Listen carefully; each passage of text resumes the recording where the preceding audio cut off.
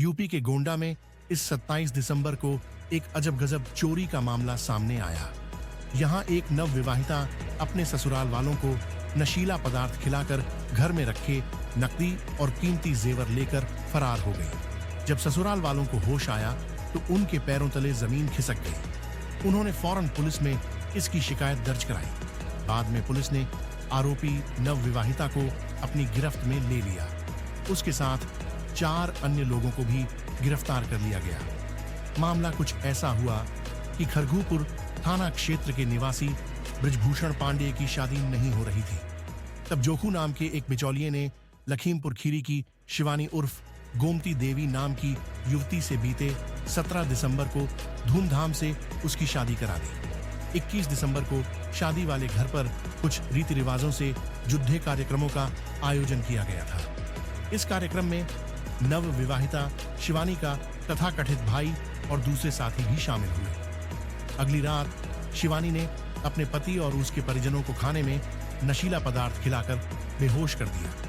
फिर अपने साथियों के साथ मिलकर शादी का सामान और लाखों रुपए के जेवर लेकर फरार हो गई। बाद में पुलिस ने लुटेरी दुल्हन समेत उसके साथियों को गिरफ्तार कर लिया।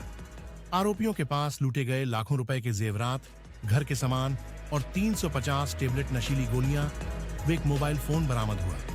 इन ठगों ने पूछताछ में स्वीकार किया कि उनका एक संगठित गिरोह है जो रुपयों के लिए तरह तरह के तरीके अपनाकर ऐसी घटनाओं को अंजाम दिया करते हैं। नवंबर 2023 में भी कानपुर पुलिस ने ऐसी ही एक लुटेरी दुल्हन को गिरफ्तार किया था। उसने पहले पति को तलाक दिए बिना 2 युवकों से शादी की और उन्हें लाखों की चपत लगा दी थी। शातिर महिला के शिकार हुए तीसरे पति ने महिला की असलियत जानने के बाद पुलिस से शिकायत की। यह महिला सरकारी नौकरी वालों को शिकार बनाती थी और फेसबुक पर दोस्ती का झांसा देकर शिकार को फंसाती थी। वह सरकारी नौकरी वाले युवकों को प्रेम जाल में फंसाने के बाद उनसे शादी करती थी और शादी के बाद लूट का खेल शुरू होता था। शादी के कुछ समय बाद वह अपने पति से पहले लाखों रुपयों की डिमांड करती थी। ऐसा ही उसने तीसरे पति शिवम के साथ किया, मगर शिवम ने आर्थिक स्थिति का हवाला देकर उसकी मांग पूरी करने से इनकार दिया। तब उस महिला, जिसका नाम संगीता था, ने स्पाई कैमरे से शिवम के अश्लील वीडियो बनाए और रेप में फंसाने की धमकी देने लगी। इससे शिवम डर गया। शिवम को पता चला कि संगीता पहले भी कुछ लोगों को शिकार बना चुकी है। उसने मामले की शिकायत पुलिस से की। जांच में सामने आया कि संगीता की पहली शादी 2017 में आनंद बाबू नामक शख्स से हुई थी। संगीता ने नपुंसक बताकर बिना तलाक के पति को छोड़ दिया था। उसके बाद से पैसों के लालच में वह सरकारी नौकरी पेशा लोगों को शिकार बनाने लगी। फरवरी 2023 में अजमेर के रहने वाले अंकित की शादी गोरखपुर की रहने वाली गुड़िया से हुई थी। शादी से पहले दुल्हन के कथित परिवार वालों ने 80,000 रुपए नकद और कुछ पैसे ऑनलाइन ट्रांसफर कराए थे। इस शादी के बाद दोनों परिवारों के लोग बनारस से सटे चंदौली जिले के एक गेस्ट हाउस में रुके। शादी की सारी रस्में पूरी हो गईं। विदाई का वक्त हुआ। अंकित ने विदाई कराई। उसे दुल्हन को लेकर अजमेर जाना था। सब ट्रेन में सवार हुए। ट्रेन में दुल्हन का एक परिचित भी बैठ गया। बनारस से कानपुर तक का सफर सही रहा।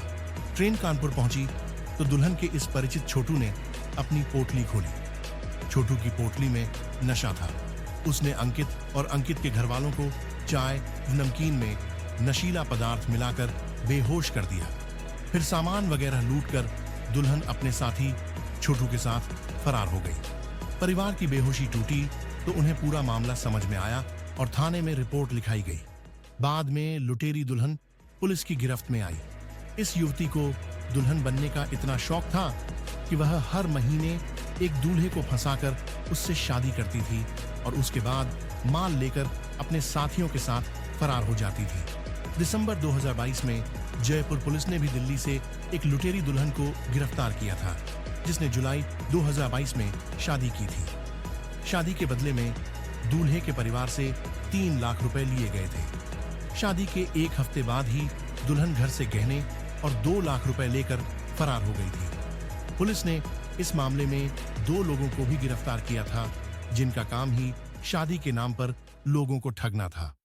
इन सभी मामलों में ठगी का ट्रेंड लगभग एक जैसा रहा है। ठगों की पूरा गैंग होता है। इनमें पुरुष सदस्य बिचौलिए का काम करते हैं।